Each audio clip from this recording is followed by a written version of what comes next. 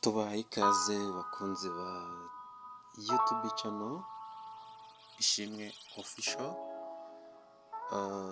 tubararikira gukomeza gukurikirana amakuru agezweho kandi yizewe.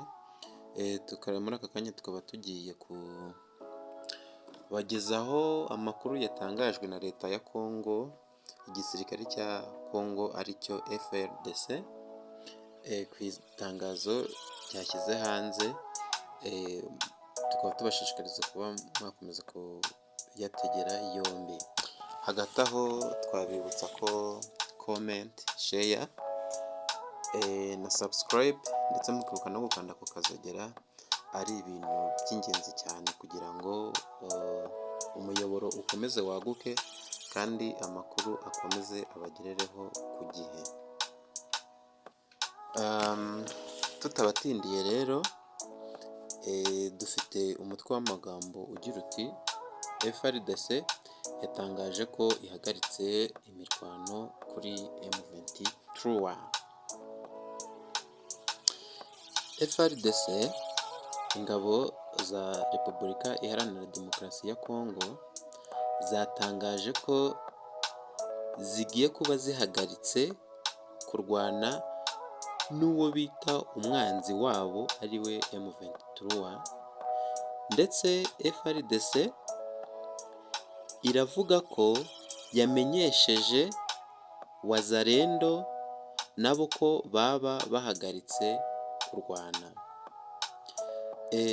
Mbibutsa ko Wazalendo yamenyeshejwe ni izi ngabo zifasha FARDC kurwanya M23.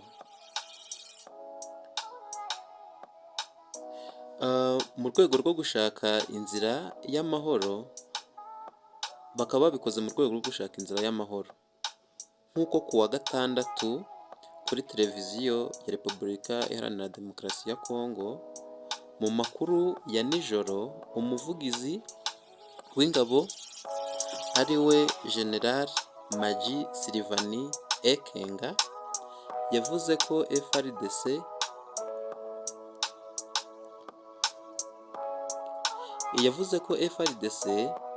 iri gukurikirana ubwitonzi M23 kugira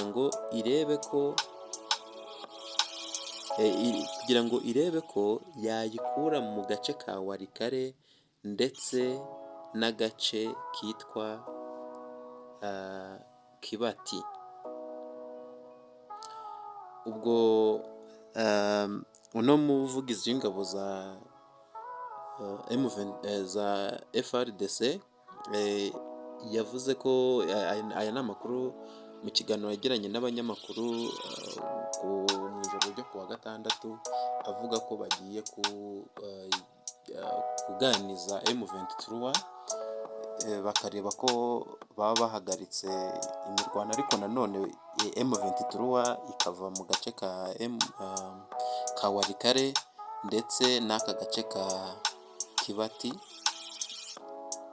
ariko M23 yo ntiratangaza ko irava Kibati ndetse na Walikale.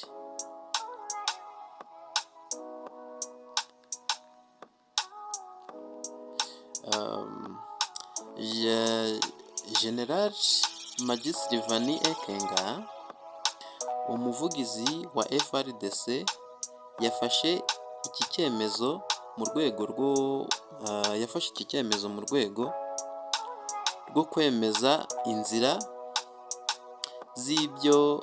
z'ibiganiro biherutse kubera i Rwanda, Nairobi, ndetse n'ibiganiro bindi muzi byabereye muri Qatar, kuko ibi biganiro byombi ari ibi byabereye i Rwanda, Nairobi, Qatar, byose byari ibiganiro biganisha ku nzira y'amahoro.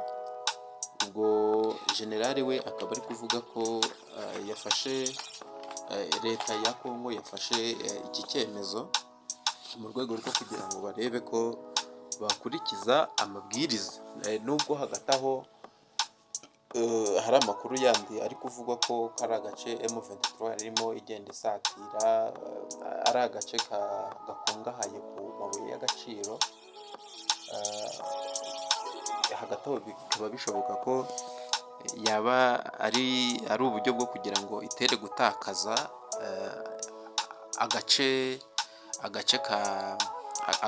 agace isaruramo umusaruro mwinshi ujyanye n'amabuye y'agaciro nk'uko tubizi ibarizwa harajya muri Congo.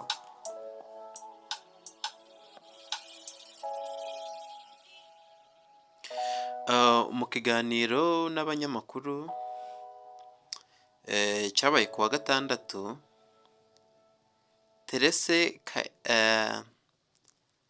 uwitwa Therese Kayikwamba, Minisitiri w'Ububanyi n'Amahanga wa Repubulika Iharanira Demokarasi ya Congo, yatangarije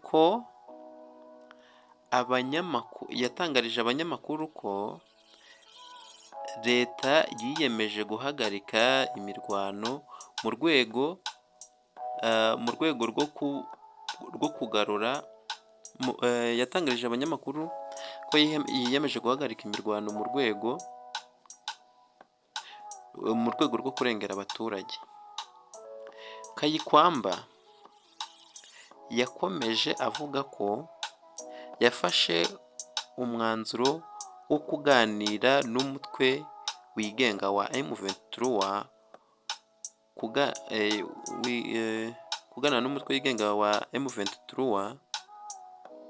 bagira ngo baganire ku nzira y'amahoro,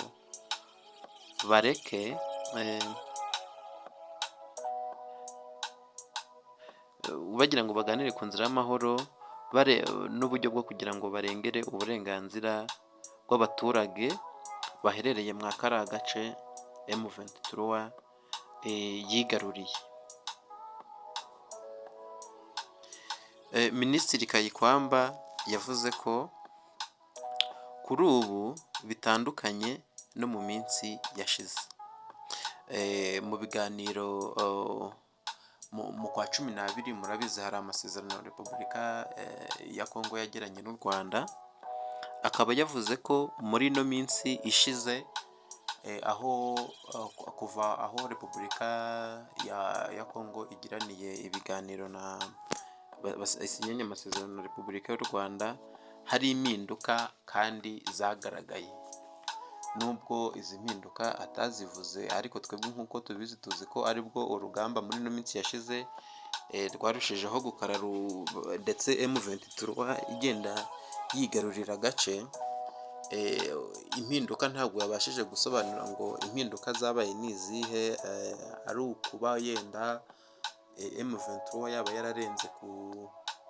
yaba yararenze ku masezerano bagiranye nayo, cyangwa se nimba yaba hari icyagabanutse. Ariko twe nk'uko tubizi cyangwa se mu bigenda biba, uramuzi ko nyuma yaho aribwo M23 yatatse ikubita iva Goma, igenda ifata Bukavu ndetse na turiya duce twose twegereye za Bukavu.